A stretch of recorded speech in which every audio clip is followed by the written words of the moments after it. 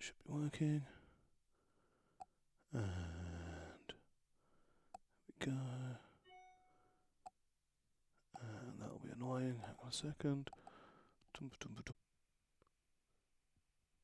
I should be getting some sound from that. Maybe.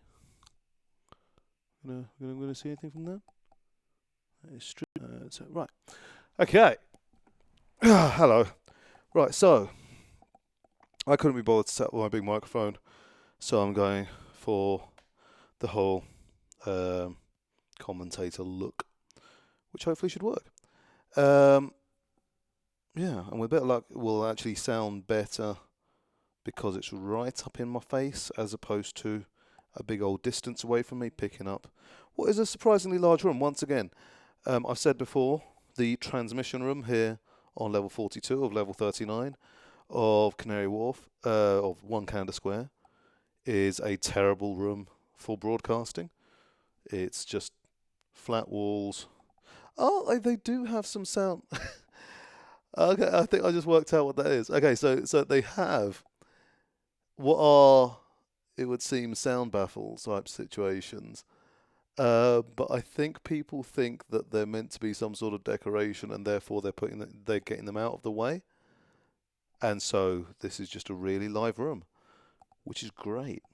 I don't know if live is the right word to use there, but I'm going to use it anyway because, it sounds like the right word to use there. At the end of the day, is that not the important thing?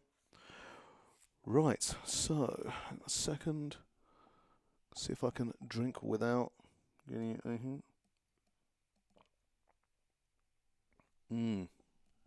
Oh, you're going to hit all of that. I'm going to get some straight ASMR on this shit. So, oh wow. Everything that goes into my bag gets ruined, and I am now discovering that paperbacks have a sort of plastic sheath on the front of them of some sort, which is starting to tear off. But the spine's still intact, so that's nice. Right, so I could have. I received my drums yesterday, my electronic drums for playing Rock Band. So I could be playing Rock Band right now, but I am not playing Rock Band. People that know me will appreciate how much of a sacrifice I'm making for the nobody that's watching this. So, you should feel privileged. Part 6, Household. Chapter 14. When the bell is finished, I descend the stairs, a brief waif in the eye of a glass that hangs on the downstairs wall. The clock ticks with its pendulum, keeping time.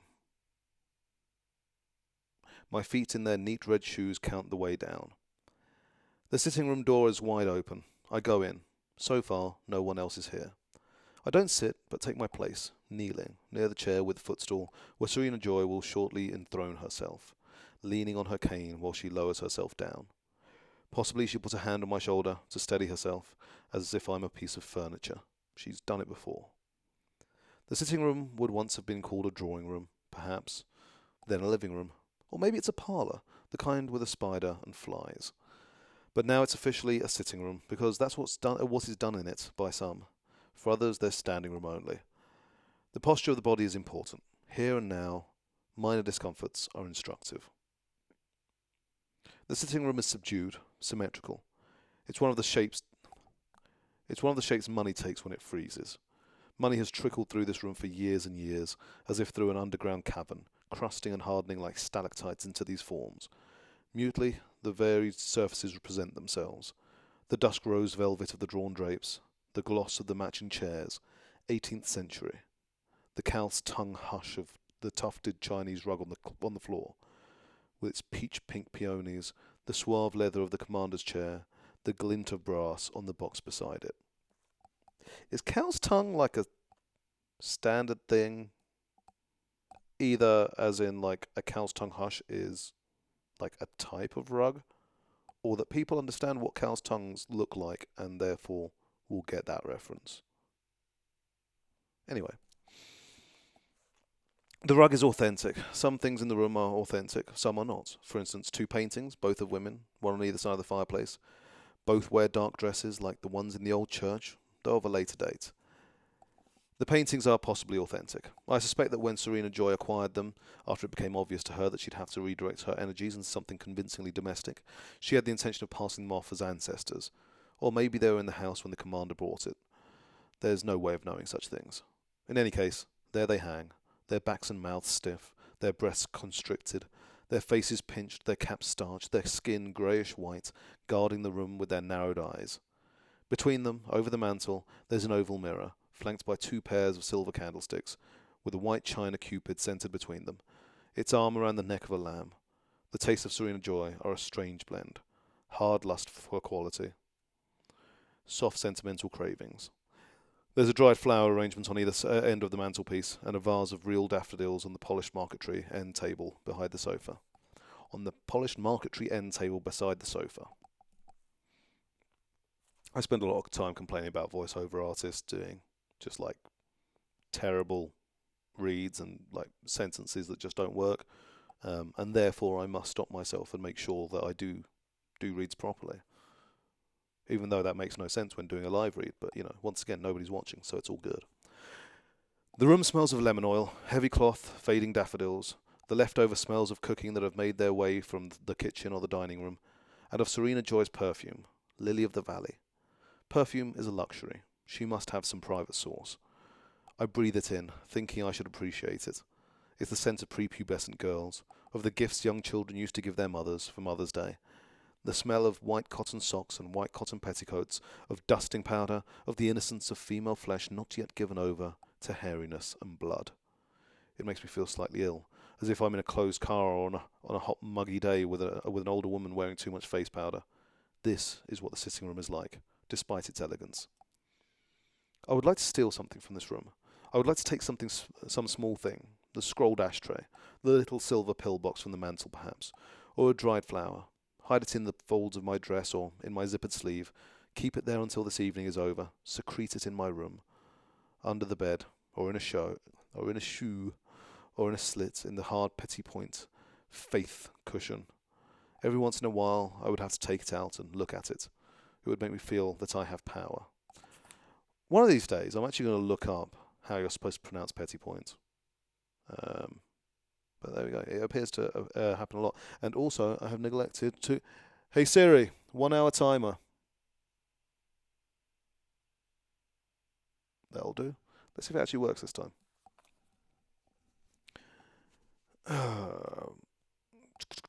Where did I find the word petit point? Petit point. Oh, there it is. But such a feeling would be an illusion and too risky. My hands stay where they are, folded in my lap, thighs together, heels tucked underneath me, pressed up against my body, head lowered. In my mouth there's the taste of toothpaste, fake mint and plaster. I wait for the household to assemble.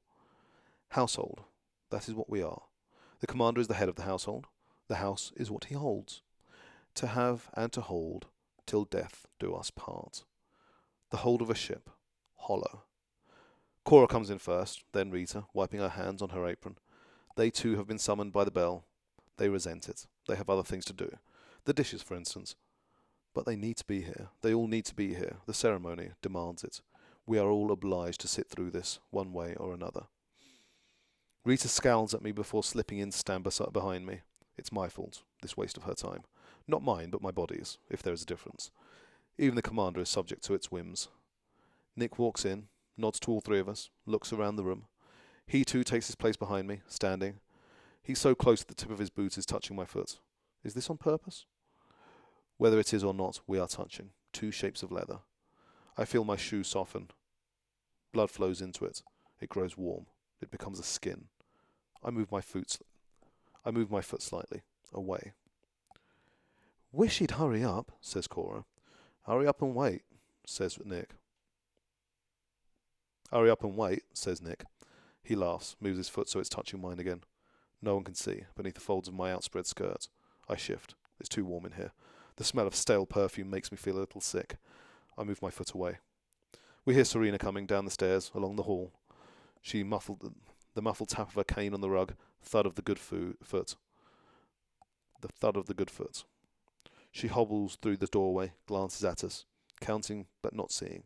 She nods at Nick, but says nothing. She's in one of her best dresses, sky blue with embroidery in white along the edges of the veil. Flowers in white along the edge of the veil. With embroidery in white along the edges of the veil. Flowers and fretwork. Even at her age, she still feels the urge to wreath herself in flowers. No use for you. No use for you. I think it's her. I think at her, my face unmoving. You can't use them anymore. You're withered. They're the genital organs of plants. I read that somewhere once.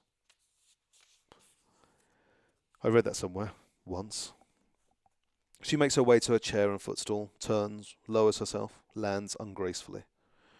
She hoists her left foot onto the stool, fumbles in her sleeve pocket.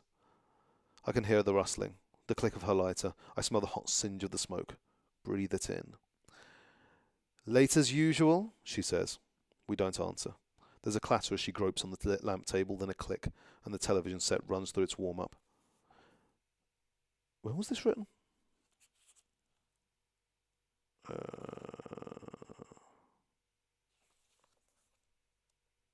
This was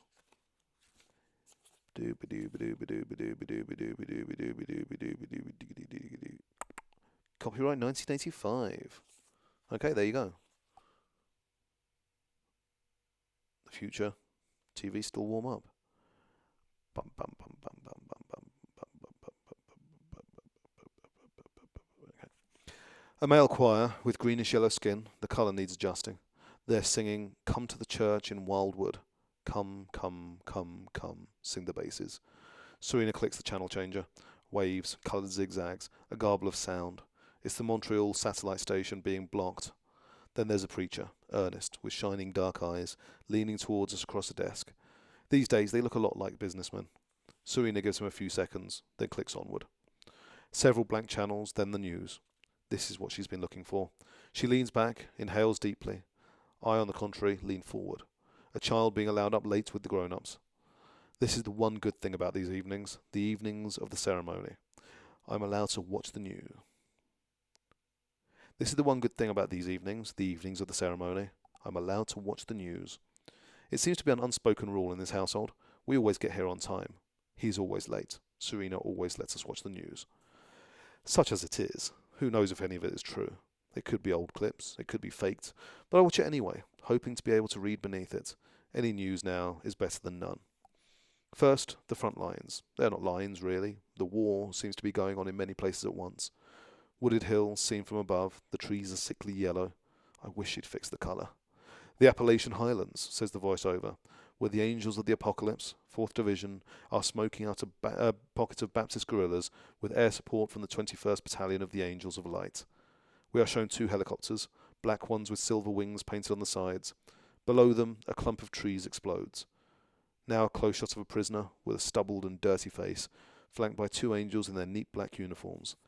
The prisoner accepts a cigarette from one of the angels, puts it awkwardly to his lips with his bound hands. He gives a lopsided little grin. The announcer is saying something, but I don't hear it. I look into this man's eyes, trying to decide what he's thinking. He knows the camera is on him. Is the grin a show of defiance, or is it submission? Is he embarrassed at having been caught? He shows us only They show us only victories, never defeats. Who wants bad news? Possibly he's an actor. The anchorman comes on now. His manner is kindly, fatherly. He gazes out at us from the screen, looking, with his tan and his white hair and candid eyes, wise wrinkles around them, like everybody's ideal grandfather. What he's telling us, his level smile implies, is for our own good. Everything will be all right soon. I promise. There will be peace. You must trust. You must go to sleep, like good children. He tells us what we long to believe. He's very convincing. I struggle against him. He's like an old movie star, I tell myself, with false teeth and a face job. At the same time, I sway towards him, like one hypnotized. If only it were true. If only I could believe. Now he's telling us that an underground espionage ring has been cracked by a team of eyes working with an inside informant. The ring has been smuggling precious national resources over the border into Canada. 5 members of the heretical sect of Quakers have been arrested, he says, smiling blandly, and more arrests are anticipated. 2 of the Quakers appear on screen. A man and a woman. They look terrified, but they're trying to preserve some dignity in front of the camera. The man has a large dark mark on his forehead.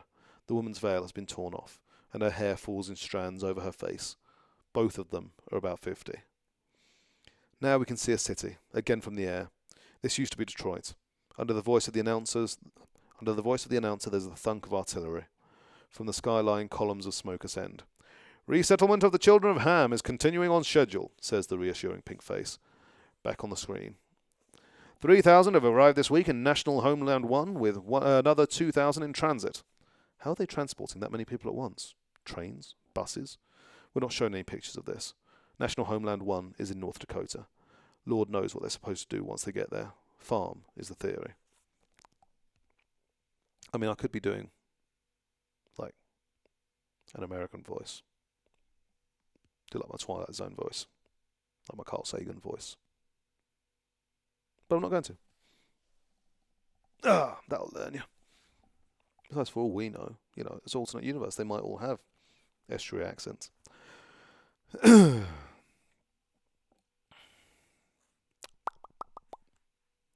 Serena Joy has had enough of the news. Impatiently, she clicks the button for a station change, comes up with an aging bass baritone. His cheeks like emptied udders. Whispering hope is what he's singing. Serena turns him off. We wait. The clock in the hall ticks. Serena lights another cigarette. I get into the car. It's a Saturday morning. It's September. We still have a car. Other people have had to sell theirs. My name isn't offered. I have another name, which nobody uses now because it's forgiven. My name isn't offered. I have another name, which nobody uses now because it's forbidden. I tell myself it doesn't matter. Your name is like your telephone number, useful only to others, but what I tell myself is wrong. It does matter. I keep the knowledge of this name like something hidden, some treasure I'll come back to dig up one day. I think of this name as buried. This name has an aura around it, like an amulet, some charm that's survived from an unimaginably distant past. I lie in my single bed at night, with my eyes closed, and the name floats there behind my eyes, not quite within reach, shining in the dark. It's Saturday morning in September. I'm wearing my shining name. The little girl who is now dead sits in the back seat with her two best dolls, her stuffed rabbit, mangy with age and love. Mangy with age and love. I know all the details. They are sentimental details, but I can't help that. I can't think about the rabbit too much, though. I can't start to cry here on the Chinese rug, breathing in the smoke that's been inside Serena's body. Not here, not now. I can do that later. She thought we were going on a picnic, and in fact there is a picnic basket on the back seat beside her, with real food in it, hard-boiled eggs, thermos and all. Well, we didn't want her to know where we were really going. We didn't want her to tell, by mistake, reveal anything if we were stopped. We didn't want to lay upon her the burden of our truth. I wore my hiking boots. She had on her sneakers. The laces of the sneakers had a design of hearts on them, red, purple, pink and yellow. It was warm for the time of year. The leaves were turning already, some of them. Luke drove. I sat beside him. The sun shone, the sky was blue. The houses, as we passed them, looked comforting and ordinary. Each house as it was left behind, vanishing into past time, crumbling in an instant, as if it had never been, because I would never see it again, or so I thought then. We have almost nothing with us. We don't want to look as if we're going anywhere far or permanent. We have the forged passports, guaranteed, worth the price. We couldn't pay in money, of course, or put it on the CompuCount.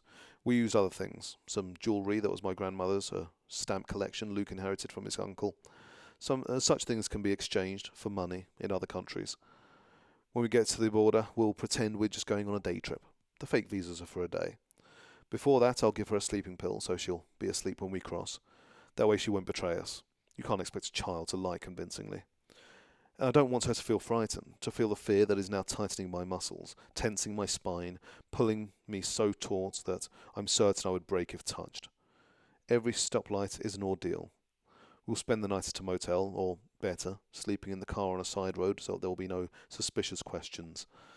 We'll cross in the morning, drive over the bridge, easily, just like driving to the supermarket. We turn onto the freeway, head north, flowing with not much traffic.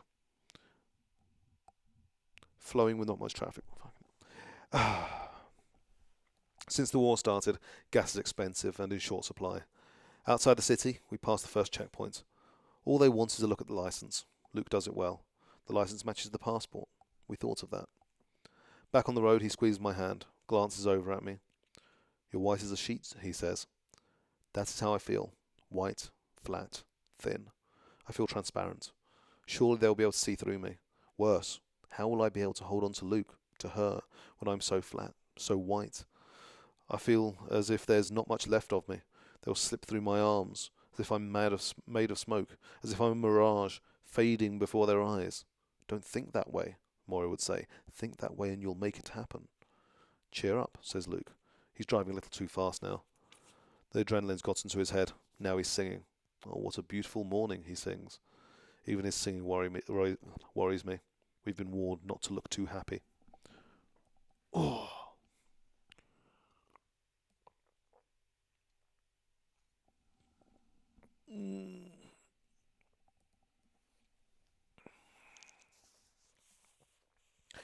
Chapter 15. The commander knocks at the door. The knock is prescribed. The sitting room is supposed to be Serena Joy's territory. He's supposed to ask permission to enter it. She likes to keep him waiting. It's a little thing, but in this household, little things mean a lot. Tonight, however, she doesn't even get that. Because before Serena Joy can speak, he steps forward into the room anyway. Maybe he's just forgotten the protocol, but maybe it's deliberate. Who knows what she said to him over the silver-encrusted dinner table? Or didn't say. The commander has on his black uniform, in which he looks like a museum guard. A semi-retired man, genial but wary, killing time. But only at first glance. After that, he looks like a mid-Western bank president, with his straight, neatly brushed silver hair, his sober posture, shoulders a little stooped. And after that there is his moustache, silver also, and after that his chin, which really you can't miss. When you get down as far as the chin, he looks like a vodka ad in a glossy magazine of times gone by. His manner is mild, his hands large, with thick fingers and acquisitive thumbs, his blue eyes uncommunicative, falsely innocuous. He looks us over as if taking inventory. One kneeling woman in red, one seated woman in blue, two in green, standing, a solitary man, thin-faced, in the background. He manages to appear puzzled, as if he can't quite remember how we all got in here. As if we are something he inherited, like a Victorian pump organ, and he hasn't figured out what to do with us, what we are worth. He nods in the general direction of Serena Joy, who does not make a sound. He crosses to the large leather chair reserved for him, takes the key out of his pocket, fumbles with the ornate brass-bound leather-covered box that stands on the table beside the chair. He inserts the key, opens the box, lifts out the Bible, an ordinary copy, with a black cover and gold-edged pages. The Bible is kept locked up, the way people once kept tea locked up so the servants wouldn't steal it. It is an incendiary device. So who knows what we'd make of it if we ever got our hands on it. We can be read to from it, by him, but we cannot read. Our heads turn towards him. We are expectant. Here comes our bedtime story. The commander sits down and crosses his legs, watched by us. The bookmarks are in place. He opens the book. He clears his throat a little, as if embarrassed. Could I have a drink of water? He says to the air. Please, he adds. Behind me, one of them, Cora or Rita, leaves her space in the tableau and pads off towards the kitchen. The commander sits, looking down. The commander sighs, takes out a pair of reading glasses from his inside jacket pocket, gold rims, slips them on. Now he looks like a shoemaker in an old fairy tale book. Is there no end to his disguises of benevolence? We watch him, every inch, every flicker. To be a man watched by women, it must be entirely strange. To have them watching him all the time, to have them wondering, what's he going to do next? To have them flinch when he moves, even if it's a harmless enough move, to reach for an ashtray perhaps. To have them sizing him up, to have them thinking he can't do it, he won't do, he'll have to do this last as if he were a garment out of style or shoddy, which must nevertheless be put on because there's nothing else available. To have them putting him on, trying him out while he himself puts them on like a sock over a foot onto the stub of himself, his extra sensitive thumb, his his delicate stalked slug's eye, which extrudes, expands, winces, and shrivels back into itself when touched wrongly, grows big again, bulging a little at the tip, travelling forward as if along a leaf, into them, avid for vision. To achieve vision in this way, the journey into a darkness that is composed. To achieve vision in this way, this journey into a darkness that is composed of women, a woman who can see in darkness while he himself strains blindly forward. She watches him from within. We're all watching him. It's one thing we can really do, and it's not for nothing. If he were to falter, fail or die, what would become of us? No wonder he's like a boot, hard on the outside, giving shape to a pulp of tenderfoot. That's just a wish. I've been watching him for some time, and he's given no evidence of softness. But watch out, Commander, I tell him in my head. I've got my eye on you. One false move, and I'm dead. Still, it must be hell to be a man like that. It must be just fine. It must be hell. It must be very silent. The water appears. The Commander drinks it. Thank you, he says. Cora rustles back into place. The Commander pauses, looking down, scanning the page. He takes his time as if unconscious of us. He's like a man toying with a steak behind a restaurant window, pretending not to see the eyes following him from hungry darkness not 3 feet from his elbow. We lean towards him a little, iron filings to his magnet. He has something we don't have. He has the word. How we squandered it once. The Commander, as if reluctantly, begins to read. He isn't very good at it. Maybe he's merely bored. It's the usual story. The usual stories. God to Adam, God to Noah. Be fruitful and multiply and replenish the earth. Then comes the mouldy old Rachel and Leah stuff we had drummed into us at the centre. Give me children, or else I die. Am I in God's stead? Who hath withheld from thee the fruit of the womb? Behold my maid Beulah. She shall bear upon my knees, that I may also have children by her, and so on and so forth. We had it read to us every breakfast as we sat in the high school cafeteria, eating porridge with cream and brown sugar. You're getting the best, you know, said Aunt Lydia.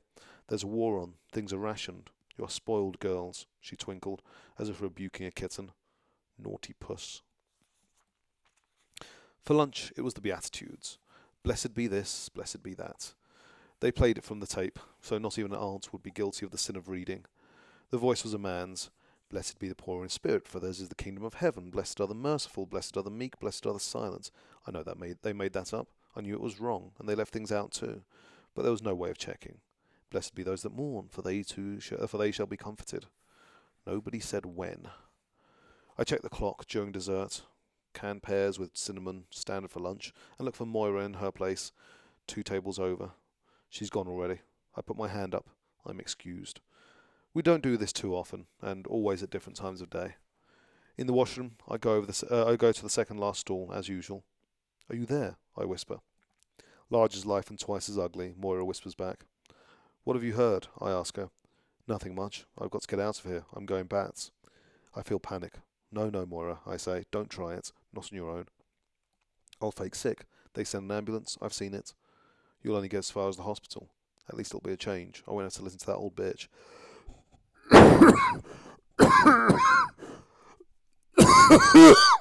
Ooh. Ooh. Yeah.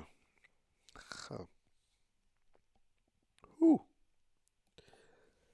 Oh, just been to cinema, so I had a massive bag of popcorn. Which means, yeah, I'm quite dry at the moment. I'm guessing my voice might be, or my lips might be quite smacky. Right. They'll find you out. Not to worry, I'm good at it. When I was a kid in high school, I cut out vitamin C. I got scurvy. In the early stages, they can't diagnose it. Then you just start it again and you're fine. I'll hide my vitamin pills. Moira, don't. I couldn't stand the thought of her not being here with me, for me. They send 2 guys with you in the ambulance. Think about it. They must be starved for it. Shit. They aren't even allowed to put their hands in their pockets. The possibilities are. You in there. Time's up, said the voice of Aunt Elizabeth from the doorway. I stood up, flushed the toilet. 2 of Moira's fingers appeared through the hole in the wall. It was only large enough for 2 fingers. I touched my own fingers to them, quickly held on, let go. And Leah said, God hath given me my hire because I have given my maiden to my husband, says the Commander. He lets the book fall closed. It makes an exhausted sound, like a padded door shutting by itself at a distance, a puff of air. The sound suggests the softness of the thin, oniony pages, how they would feel under the fingers, soft and dry, like papier poudre, pink and powdery from the time before. You'd get it in booklets for taking the shine off your nose, in those stores that sold candles and soap in the shapes of things, seashells, mushrooms. In those shops that sold candles and soaps in those stores that sold candles and soap in the shapes of things, seashells, mushrooms, like cigarette paper, like petals. The commander sits with his eyes closed for a moment, as if tired. He works long hours. He has a lot of responsibilities. Serena has begun to cry. I can hear her behind my back. It isn't the first time. She always does this, the night of the ceremony. She's trying not to make a noise. She's trying to preserve her dignity in front of us. The upholstery and the rugs muffle her, but we can hear her clearly despite that. The tension between her lack of control and her attempt to suppress it is horrible. It's like a fart in church. I feel, as always, the urge to laugh, but not because I think it's funny. The smell of her crying spreads over us, and we pretend to ignore it. The commander opens his eyes, notices, frowns, ceases to notice. Now we will have a moment of silent prayer, says the commander. We will ask for a blessing and for success in all our ventures. I bow my head and close my eyes. I listen to the held breath, the almost inaudible gasps, the shaking going on behind my back. How she must hate me, I think. I pray silently. Nolite te bastardes carborundorum. Carborundorum. Carborundorum. Carborundorum. Okay. I don't know what it means, but it sounds right. And it will have to do because I don't know what else I can say to God. Not right now. Not, as they used to say, at this juncture. The scratched writing on this cupboard wall floats before me, left by an unknown woman with the face of Moira. I saw her go out to the ambulance on a stretcher, carried by 2 angels. What is it? I mouthed to the woman beside me. Safe enough. A question like that, all but a fanatic. A fever, she formed with her lips. Appendicitis, they say. I was having dinner that evening, hamburger balls and hashed browns. My table was near the window. I could see out as far as the front gates. I saw the ambulance come back. No siren this time. One of the angels jumped out, talked with the guard. The guard went into the building. The ambulance stayed parked. The angel stood with his back toward us, as they had been taught to do. 2 of the aunts came out of the building with the guard. They went around the back. They hauled Moira out, dragged her in through the gate and up the front steps, holding her under the armpits, one on each side. She was having trouble walking. I stopped eating. I couldn't eat. By this time, all of us on my side of the table were staring out the window. The window was greenish, with that chicken wire mesh they used to put inside glass. Aunt Lydia said, "Eat your dinner." She went over and pulled down the blind. They took her into a room that used to be the science lab. It was a room where none of us ever went willingly. Afterwards, she could not walk for a week. Her feet would not fit into her shoes. They were too swollen. It was the feet they'd do for a first offence. They used steel cables, frayed at the ends. After that, the hands. They didn't care what they did to your feet and hands, even if it was permanent. Remember, said Aunt Lydia, for our purposes, your feet and your hands are not essential. Moira lay on her bed, an example. She wouldn't have tried it, not with the angels, Alma said, from the next bed over. We had to carry... Oh, she shouldn't have tried it, not with the angels, Alma said, from the next bed over. We had to carry her to classes.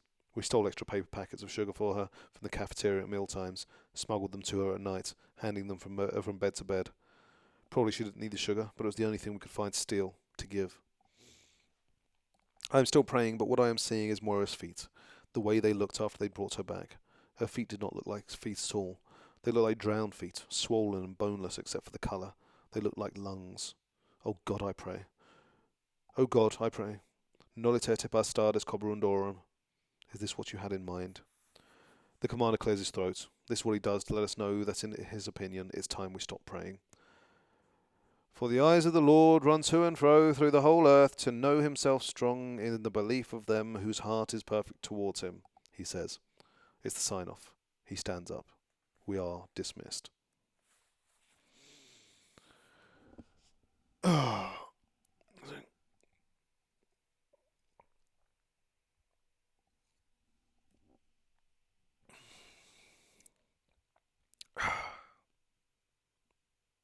So did he get his dick out and then just start reading the Bible? Interesting. The ceremony goes as usual. I lie on my back, fully clothed except for the healthy white cotton underdrawers. What I could see, if I were to open my eyes, would be a large white canopy of Serena Joy's outsized colonial-style four-poster bed, suspended like a sagging cloud above us. A cloud sprigged with tiny drops of silver rain, which, if you looked at them closely, would turn out to be four-petaled flowers. I would not see the carpet, which is white, or the sprigged curtains and skirted dressing table with its silver-backed brush and mirror set. Only the canopy, which manages to suggest at one and the same time, by the gauziness of its fabric and its heavy downward curve, both ethereality and matter. Or the sail of a ship, big-bellied sails, they used to say in poems, bellying, propelled forward by a swollen belly. A mist of lily of the valley surrounds us, chilly, crisp almost. It's not warm in this room. Above me, towards the head of the bed, Serena Joy is arranged, outspread. Her legs are apart. I lie between them, my head on her stomach, her pubic bone under the base of my skull, her thighs on either side of me. She, too, is fully clothed. My arms are raised. She holds my hands, each of mine in each of hers. This is supposed to signify that we are one flesh, one being. What it really means is that she's in control of the process, and thus of the product, if any. The rings of her left hand cut into my fingers. It may or may not be revenge. My red skirt is hitched up to my waist, though no higher. Below it, the commander is fucking.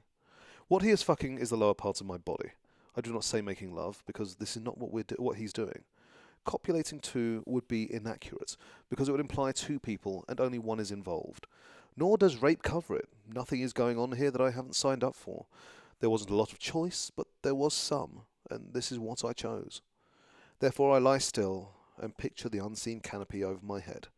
I remember Queen Victoria's advice to her daughter, close your eyes and think of England. But this is not England. I wish he would hurry up. Maybe I'm crazy and this is some new kind of therapy. I wish it were true. Then I could get better and this would go away. Serena Joy grips my hands as if it is she, not I, who's being fucked. As if she finds it either pleasurable or painful. And the commander fucks, with a regular 2-4 marching stroke, on and on like a tap dripping. He is preoccupied, like a man humming to himself in the shower without knowing he's humming. Like a man who has other things on his mind. It's as if he's somewhere else, waiting for himself to come, drumming his fingers on the table while he waits. There's an impatience in his rhythm now. But isn't this everyone's wet dream? 2 women at once? They used to say that. Exciting, they used to say. What's going on in this room? What's going on in this room under Serena Joy's silvery canopy is not exciting. See, that's why Spanish has an upside down question mark, so that what I just did never happens. So you don't have to get like a whole 3 words into a sentence before you realise that it's not actually a question, despite having started with an interrogative. There you go.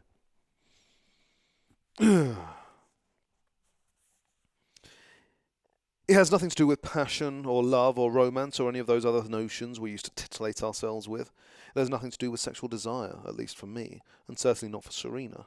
Arousal and orgasm are no longer thought necessary. They would be a symptom of frivolity, merely. Like jazz garters or beauty spots, superfluous distractions for the light-minded, outdated. It seems odd that women once spent such time and energy reading about such things, thinking about them, worrying about them, writing about them. They are so obviously recreational. This is not recreation, even for the commander. This is a serious business. The commander, too, is doing his duty. If I were to open my eyes a slit, I would be able to see him. His not unpleasant face hanging over my torso, with a few strands of his silver hair falling, perhaps, over his forehead, intent on his inner journey. That place he is hurrying towards, which recedes as in a dream at the same speed with which he approaches it. I would see his open eyes. If he were better looking, would I enjoy this more? At least he's an improvement on the previous one, who smelled like a church cloakroom in the rain, like your mouth when the dentist starts picking out your teeth, like a nostril. The commander instead smells of mothballs, or is this odour some punitive form of aftershave? Why does he have to wear that stupid uniform? But would I like his white, tufted, raw body any better? Kissing is forbidden between us. This makes it bearable. One detaches oneself. One describes. He comes at last with a stifled groan as of relief. He comes at last with a stifled groan as of relief. Serena Joy, who has been holding her breath, expels it. The commander, who has been propping himself on his elbows, away from our combined bodies, doesn't permit himself to sink down into us. He rests a moment, withdraws, recedes, rezippers. He nods, then turns and leaves the room, closing the door with exaggerated care behind him, as if both of us are his ailing mother. There's something hilarious about this, but I don't dare laugh. Serena Joy lets go of my hands. "You can get up now," she says. "Get up and get out." She's supposed to have me rest for 10 minutes with my feet on a pillow to improve the chances. This is meant to be a time of silent meditation for her, but she's not in the mood for that. There is loathing in her voice, as if the touch of my flesh sickens and contaminates her. I untangle myself from her body, stand up. The juice of the commander runs down my legs. Before I turn away, I see her straighten her blue skirt, clench her legs together. She continues lying on the bed, gazing up at the canopy above her, stiff and straight as an effigy. Which of us is it worse for, her or me?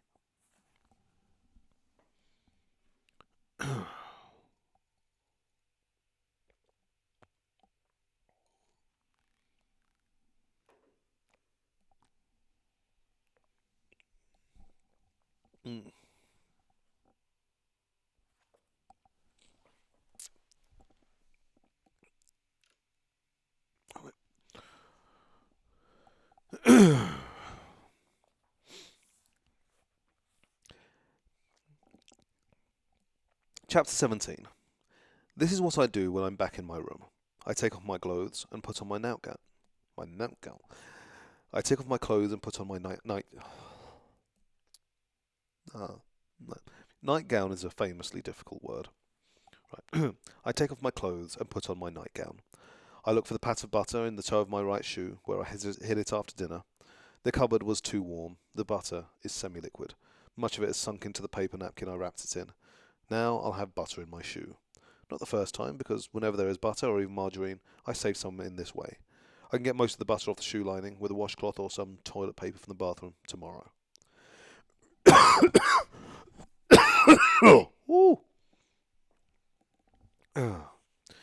I rub the butter over my face, work it into the skin of my hands. There's no longer any hand lotion or face cream. Not for us. Such things are considered vanities. We are containers. It's only the insides of our bodies that are important. The outside can become hard and wrinkled for all they care, like the hand lotion.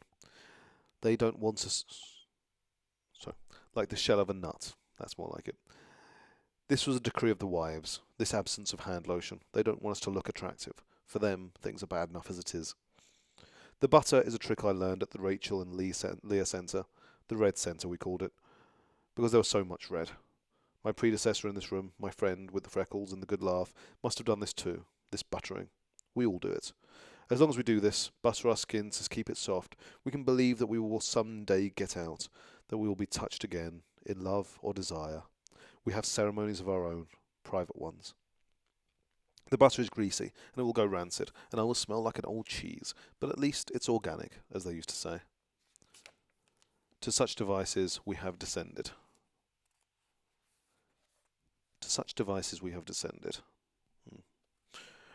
Buttered, I lie on my single bed, flat like a piece of toast.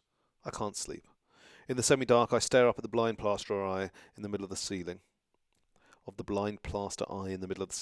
Which stares back down at me, even though it can't see. There's no breeze. My white curtains are like gauze bandages, hanging limp, glimmering in the aura cast by the searchlight that illuminates this house at night. Or is there a moon?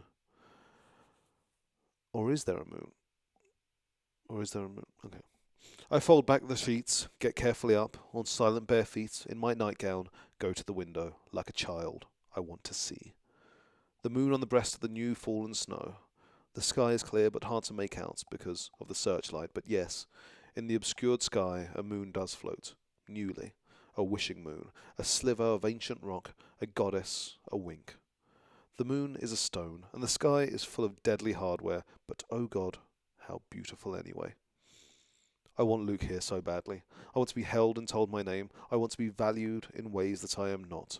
I want to be more than valuable. I repeat my former name, remind myself of what I once could do, how others saw me. I want to steal something. In the hall, the night light's on. The long space glows gently pink. I walk, one foot set carefully down, then the other, without creaking, along the runner, as if on a forest floor, sneaking, my heart quick, through the night house. Through the night house. Through the night house. I am out of place. This is entirely illegal. Down past the fisheye on the whole wall, I can see my white shape of tented body, hair down my back like a mane, my eyes gleaming. I like this. I am doing something on my own. The active. Is it a tense? Tensed. The active. Is it a tense? Tensed. What I would like to steal is a knife from the kitchen, but I'm not ready for that. I reach the sitting room, doors ajar, slip in, leave the door a little open. A squeak of wood, but who's near enough to hear? I stand in the room, letting the pupils of my eyes dilate, like a cat's or owl's. Old perfume. Cloth dust fill my nostrils. There's a slight mist of light coming through the cracks around the closed drapes, from the searchlight outside where two men doubtless patrol. I've seen them from above, from behind my curtains, dark shapes, cutouts. Now I can see outlines, gleams from the mirror, the bases of the lamps, the vases, the sofa looming like a cloud at dusk. What should I take? Something that will not be missed. In the wood at midnight, a magic flower. A withered daffodil, not one from the dried arrangement. The daffodils will soon be thrown out. They're beginning to smell, along with Serena's stale fumes, the stench of her knitting. I grope, find an end table, feel. There's a clink. I must have knocked something. I find the daffodils, crisp at the edges where they've dried, limp towards the stems, use my fingers to pinch. I will press this somewhere, under the mattress. Leave it there for the next woman, the one who comes after me, to find. But there's someone in the room, behind me. I hear the step, quiet as mine, the creaking of the same floorboard. The door closes behind me, with a little click, cutting the light. I freeze. White was a mistake. I'm snow in the moonlight, even in the dark. Then a whisper. Don't scream. It's all right. As if I'd scream. As if it's all right. I turn. A shape, that's all. Dull glint of cheekbone, devoid of colour. He steps towards me. Nick. What are you doing in here? I don't answer. He too is illegal. Here, with me. He can't give me away. Nor I him, for the moment. For the moment we're mirrors. He puts his hand on my arm, pulls me against him, his mouth on mine. What else comes from such denial? Without a word, both of us shaking. How I'd like to. In Serena's parlour, with the dried flowers on the Chinese carpet, his thin body. A man entirely unknown.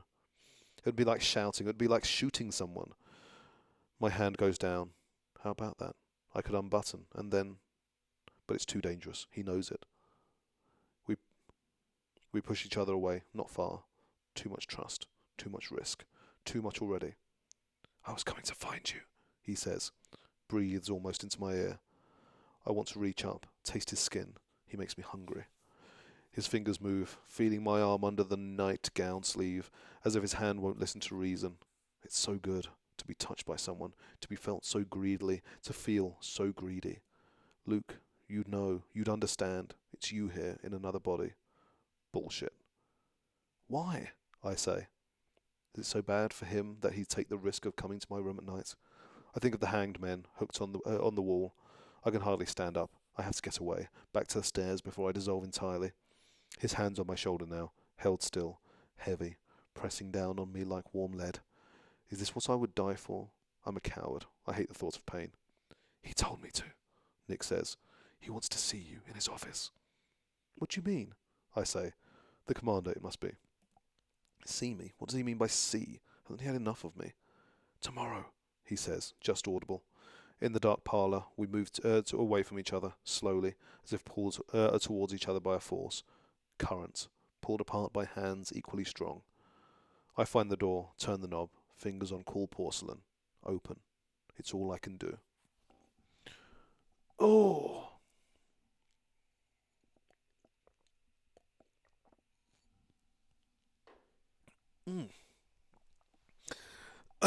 There I thought I might be about to have to do a whole sex scene. But so far, obviously we have had a fucking scene. but nothing that's meant to be erotic, as this might be erotic. Though I'm told that at some point there's erotic arms. We may have passed the erotic arms, because there's definitely been an arm. Um, let's see. Let's keep going.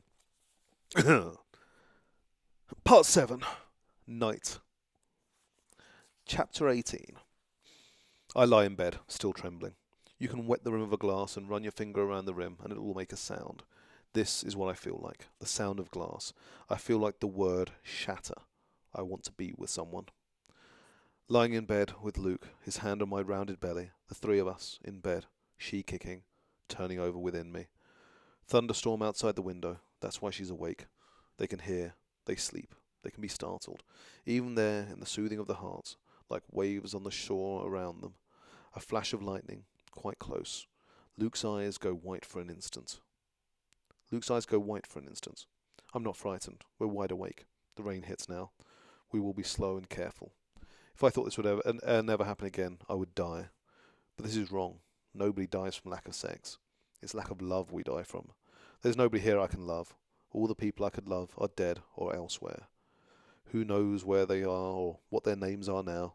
They might as well be nowhere, as I am for them. I, too, am a missing person. From time to time I can see their faces, against the dark, flickering like the images of saints in old foreign cathedrals, in the light of the draughty candles, candles you would light to pray by, kneeling, your forehead against the wooden railing, hoping for an answer. I can conjure them, but they are mirages only. They don't last. Can I be blamed for wanting a real body to put my arms around? Without it, I too am disembodied. I can listen to my own heartbeat against the bed springs. I can stroke myself under the dry, white sheets, in the dark. But I too am dry and white, hard, granular. It's like running my hand over a plateful of dried rice.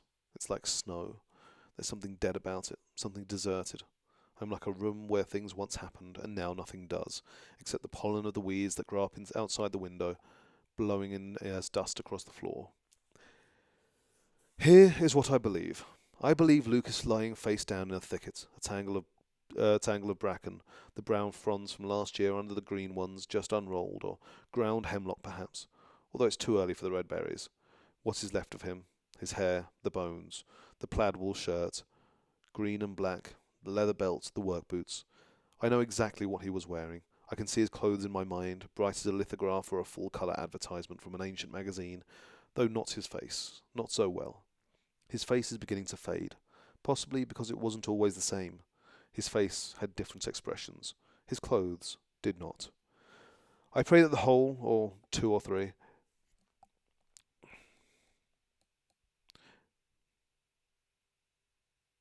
right. I pray that the whole, or two or three, there was more than one shot, they were close together. I pray that at least one hole is neatly, quickly, and finely through the skull, through the place where all the pictures were, so that there would have been only the one flash of darkness or pain, dull, I hope, like the word thud, only the one, and then silence. I believe this. I also believe that Luke is sitting up, in a rectangle of somewhere, grey cement, on a ledge on the edge of something, a bed or chair. God knows what he's wearing. God knows what they've put him in. God isn't the only one who knows, so maybe there could be some way of finding out. He hasn't shaved for a year, though they cut his hair short, whenever they feel like it, for the lice, they say. I'll have to revise that. If they cut the hair for the lice, they'd cut the beard too, you'd think. Anyway, they don't do it well. The hair is ragged, the back of his neck is nicked. That's hardly the worst. He looks 10 years older, 20. He's bent like an old man. His eyes are pouched. Small purple veins have burst in his cheeks. There's a scar, no, a wound. It isn't yet healed, the colour of tulips near the stem end, down the left side of his face where the flesh split recently. The body is so easily damaged, so easily disposed of. Water and chemicals is all it is. Hardly more to it than a jellyfish drying on sand. He finds it painful to move his hands, painful to move. He doesn't know what he's accused of. A problem. There must be something, some accusation. Otherwise, why are they keeping him? Why isn't he already dead? He must know something. They want to know. I can't imagine. I can't imagine he hasn't already said whatever it is. I would. He is surrounded by a smell, his own. The smell of a cooped-up animal in a dirty cage. I imagine him resting, because I can't bear to imagine him at any other time, just as I can't imagine anything below his collar, above his cuffs. I don't want to think that they've done this to his body. Does he have shoes? No. And the floor is cold and wet. Does he know I'm here?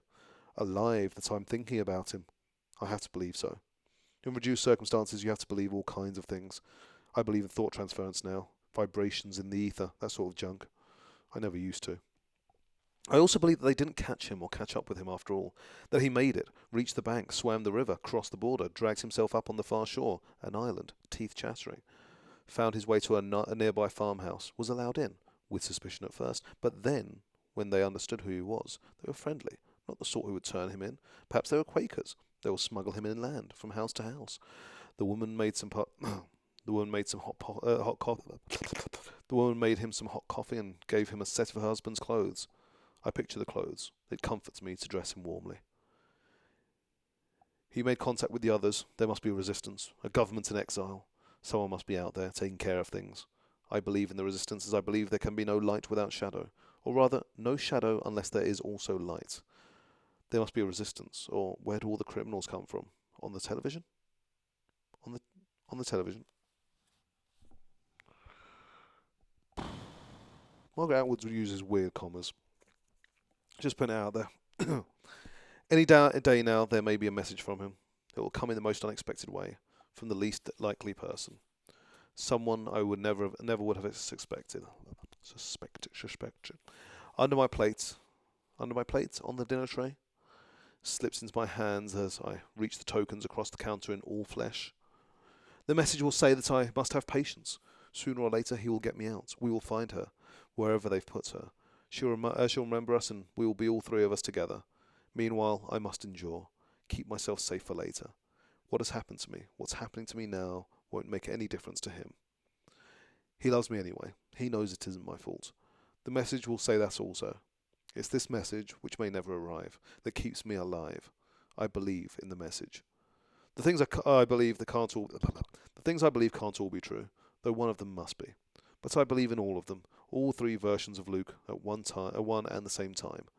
This contradictory way of believing seems to me, right now, the only way I can believe anything. Whatever the truth is, I will be ready for it. This is also a belief of mine. This also may be untrue. One of the gravestones in the cemetery near the earliest church has an anchor in it and an hourglass, and the words, "In hope." In hope. Why did they put that above a dead person? Was it the corpse hoping, or those still alive? Does Luke hope?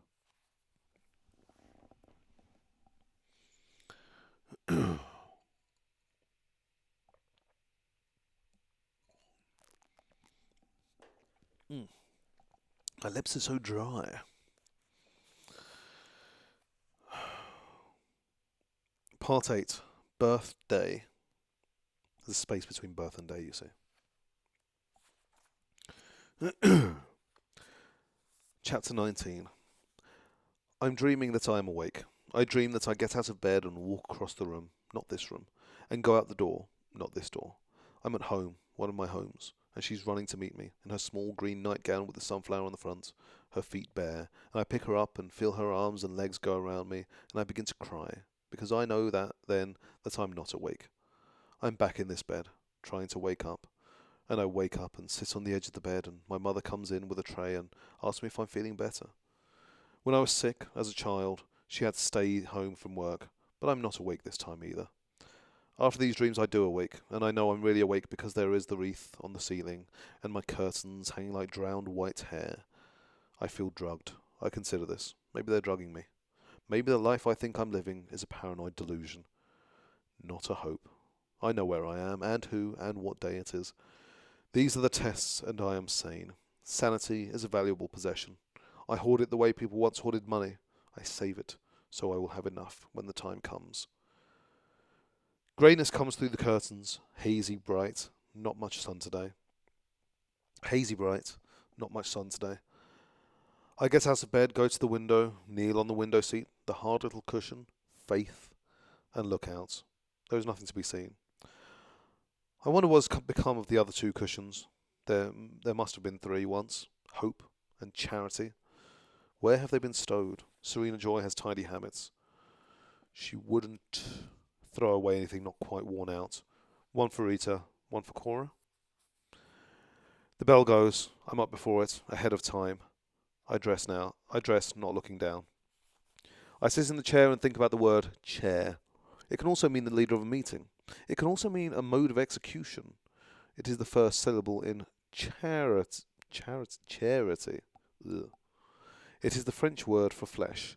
None of these facts has any connection with the others. These are the kinds of litanies I use to compose myself. In front of me is a tray, and on the tray are a glass of apple juice, a vitamin pill, a spoon, a plate with 3 slices of brown toast on it, a small dish containing honey, and another plate with an egg cup on it. The kind that looks like a woman's torso in a skirt. Under the skirt is the second egg, being kept warm. The egg cup is white china with a blue stripe. The first egg is white.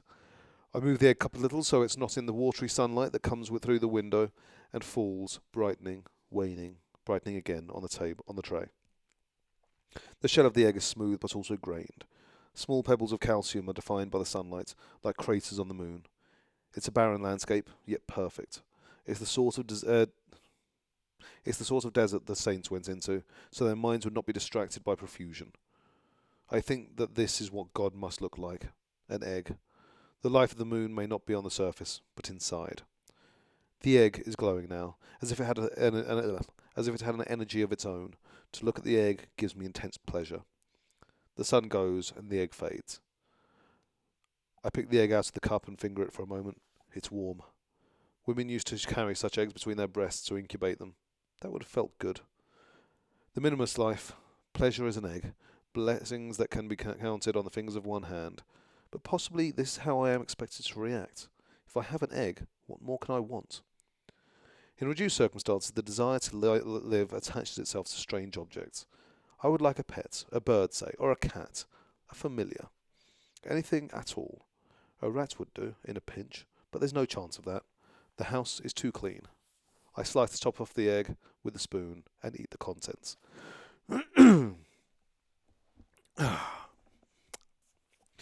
While I'm eating the second egg, I hear the siren, at a great distance at first, winding its way toward me among the large houses and clipped lawns, a thin sound like the hum of an insect, then nearing, opening out, like a flower of sound opening into a trumpet. A proclamation, this siren. I put down my spoon, my heart speeds up. I go to the window again. Will it be blue and not for me? But I see it turn at the corner, come along the street, stop in front of the house, still blaring, and it's red. Joy to the world, rare enough these days. I leave the second egg half eaten, hurry to the closet for my cloak, and already I can hear feet on the stairs, and the voices calling. Hurry, says Cora. We won't wait all day. And she helps me on with the cloak. She's actually smiling. I almost run down the hall. The stairs like skiing. The front door is wide. Today I can go through it. And the guardian stands there saluting. It started to rain, a drizzle, and the gravid smell of earth and grass fills the air. The red Berthmobile is parked in the driveway. Its back door is open, and I clamber in. The carpet on the floor is red. Red curtains are drawn over the windows. There are 3 women in here already, sitting on the benches that run the length of the van on either side. The guardian closes and locks the double doors and climbs into the front, beside the driver. Through the glassed-over wide grille, we can see the backs of their heads. We start with a lurch, while overhead the siren screams. Make way, make way. Who is it? I say to the woman next to me, into her ear, or where her ear must be under the white headdress. I almost have to shout, the noise is so loud. Off Warren! Off Warren! She shouts back. Impulsively, she grabs my hand, squeezes it as we lurch around the corner. She turns to me and I see her face. There are tears running down her cheeks. But tears of what? Envy? Disappointment? But no, she's laughing. She throws her arms around me. I've never seen her before. She hugs me. She has large breasts under the red habit. She wipes her sleeve across her face. On this day, we can do anything we want. I revise that. Within limits. Across from us on the other bench, one woman is praying. Eyes closed, hands up to her mouth. Or she may not be praying. She may be biting her thumbnails. Possibly she's trying to keep calm. The third woman is calm already. She sits with her arms folded, smiling a little. The siren goes on and on. That used to be the sound of death for ambulances or fires. Possibly it will be the sound of death today also. We will soon know. What will Offwarren give birth to? A baby, as we all hope, or something else, an unbaby, with a pinhead or a snout like a dog's, or two bodies, or a hole in its heart, or no arms, or webbed hands and feet. There's no telling. They could tell once with machines, but that is now outlawed. What would be the point of knowing anyway? You can't have them taken out. Whatever it is must be carried to term. The chances are 1 in 4. We learned that at the centre. The air got too full once of chemicals, rays, radiations. The water swarmed with toxic molecules. All of that takes years to clean up. And meanwhile, they creep into your body, camp out in your fatty cells. Who knows? Your very flesh may be polluted, dirty as an oil beach. Sure death to shorebirds. Sure death to shorebirds and unborn babies. Maybe a vulture would die of eating you. Maybe you light up in the dark like an old-fashioned watch. Death watch. That's a kind of beetle. It buries carrion. I can't think of myself, my body, sometimes, without seeing... I can't think of myself, my body, sometimes, without seeing the skeleton. How I must appear to an electron. A cradle of life, made of bones and within hazards, warts, proteins, bad crystals, jagged as glass. Women took medicines, pills, men sprayed trees, cows ate grass. All that souped-up piss flowed into the rivers. Not to mention the exploding atomic power plants along the San Andreas fault. Nobody's fault during the earthquakes. And the mutant strain of syphilis no one could touch. Some did it themselves, had themselves tied shut with catgut or scarred with chemicals. How could they, said Aunt Lydia. Oh, how could they have done such a thing? Jezebels, scorning God's gift, wringing her hands. It's a risk you're taking. Said Aunt Lydia, but you are the shock troops. You will march out in advance into dangerous territory. The greater the risk, the greater the risk, the greater the glory. She clasped her hands, radiant with our phony courage. She looked down at the tops of our desks. To go through all that and give birth to a shredder, it wasn't a fine thought. We didn't know exactly what would happen to the babies that didn't get past. They were declared unbabies, but we knew they were put somewhere quickly away. There was no one cause, says Aunt Lydia. She stands at the front of the room in her khaki dress, a pointer in her hand, pulled down in front of the blackboard where once there would have been a map. Is a graph showing the birth rate per thousand for years and years, a slippery slope down past the zero line of replacement, and down and down. Of course, some women... I was not expecting that yet. Of course, some women believed there would be no future. They thought the world would explode. That was the excuse they used, says Aunt Lydia. They said there was no sense in breeding. Aunt Lydia's nostrils narrow. Such wickedness. They were lazy women, she says. They were sluts. On the top of my desk there are initials carved into the wood and dates. The initials are sometimes in 2 sets, joined by the words loves. JH loves BP, 1954. OR loves LT. These seem to me like the inscriptions I used to read about, carved on the stone walls of caves or drawn with a mixture of soot and animal fat. They seem to me incredibly ancient. The desktop is of blonde wood. It slants down, and there is an armrest on the right side to lean on when you are writing, on paper, with a pen. Inside the desk you could keep things, books, notebooks. These habits of former times appear to me now lavish, decadent almost, immoral, like the orgies of barbarian regimes. M loves G, 1972. This carving, done with a pencil, dug many times into the worn varnish of the desk, has the pathos of all vandalized civilizations. It's like a handprint on stone. Whoever made that was once alive. There are no dates after the mid-80s. This must have been one of the schools that was closed down then for lack of children. They made mistakes, says Aunt Lydia. We don't intend to repeat them. Her voice is pious, condescending. The voice of those whose duty it is to tell us unpleasant things for our own good. I would like to strangle her. I shove this thought away almost as soon as I think of it. Think it. A thing is valued, she says, only if it is rare and hard to get. We want you to be valued, girls. She is rich in pauses, which she savours in her mouth. Think of yourselves as pearls. We sitting in our rows, eyes down, with We make her salivate morally. We are hers to define. We must suffer her adjectives. I think about pearls. Pearls are congealed oyster spit. This is what I will tell Moira later, if I can. All of us here will lick you into shape, says Aunt Lydia, with satisfied good cheer. The van stops. The black doors are opened. The Guardian herds us out.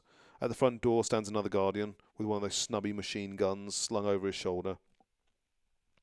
We file toward the front door We file toward the front door, in the drizzle, the Guardians saluting. The big Emerge van, the one with the machines and the mobile doctors, is parked farther along the circular drive. I see one of the doctors looking out the window of the van. I wonder what they were doing in there, waiting. Play cards, most likely, or read, some masculine pursuit. No, most of the time, they aren't needed at all. They'd only be allowed in if it can't be helped. It used to be different. They used to be in charge. A shame it was, said Aunt Lydia. Shameful. What she'd just shown us was a film made in an olden days hospital. A pregnant woman, wired up to a machine, electrodes coming out of her every which way so that she looked like a broken robot. An intravenous drip feeding into her arm. Some man with a searchlight looking up between her legs where she'd been shaved. A mere beardless girl. A tray full of bright, sterilised knives, everyone with masks on, a cooperative patient. Once they drugged women, induced labour, cut them open, sewed them up, no more. No anaesthetics even. Once they drugged women, induced labour, cut them open, sewed them up, no more. No anaesthetics even. Aunt Elizabeth said it was better for the baby, but also, I will greatly multiply thy sorrow and thy conception, in sorrow thou shalt bring forth children. At lunch we got that, brown bread. and lettuce sandwiches. As I'm going up the steps, wide steps with a stone urn on either side, Off-Warren's commander must be a higher status than ours. I hear another siren. It's the blue birthmobile for wives. There will be Serena Joy arriving in state. No benches for them. They get real seats, upholstery. They face front and are not curtained off. They know what they're doing.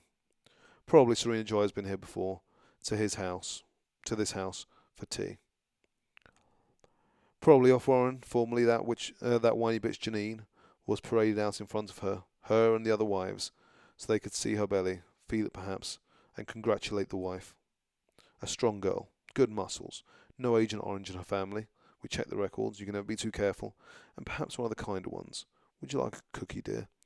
Oh no, you'll spoil her. Too much sugar is bad for them. Surely one won't hurt just this once, Mildred? And sucky Janine. Oh yes, can I, ma'am, please? So well behaved, not surly like some of them. Do their job and that's that. More like a doors to you, as you might say. One of the family comfortable matronly chuckles. That's all, dear. You can go back to your room. And after she's gone, little whores, all of them, but still, you can't be choosy. You take what they hand out, right, girls? That from the commander's wife. Oh, but you've been so lucky. Some of them, why, they aren't even clean, and won't give you a smile mope in their rooms. Don't wash the hair. The smell. I have to get the Marthas to do it. Almost have to hold her down in the bathtub. You actually have to bribe her to get her to take a bath even. You have to threaten her. I had to take stern measures with mine, and now she doesn't eat her dinner properly. And as for the other thing, not a nibble. And we've been so regular. But yours, she's a credit to you. And any day now. Oh, you must be so excited. She's big as a house. I bet you can hardly wait. More tea? Modestly changing the subject. I know the sort of thing that goes on. And Janine, up in her room, what does she do? Sits with the taste of sugar still in her mouth, licking her lips, stares out the window, breathes in and out, caresses her swollen breast. Thinks of nothing. Oh, okay. I'm so tired. I'm guessing a lot of those last few paragraphs was gibberish. But there we go. Right, let's see. Is the sound still doing anything useful?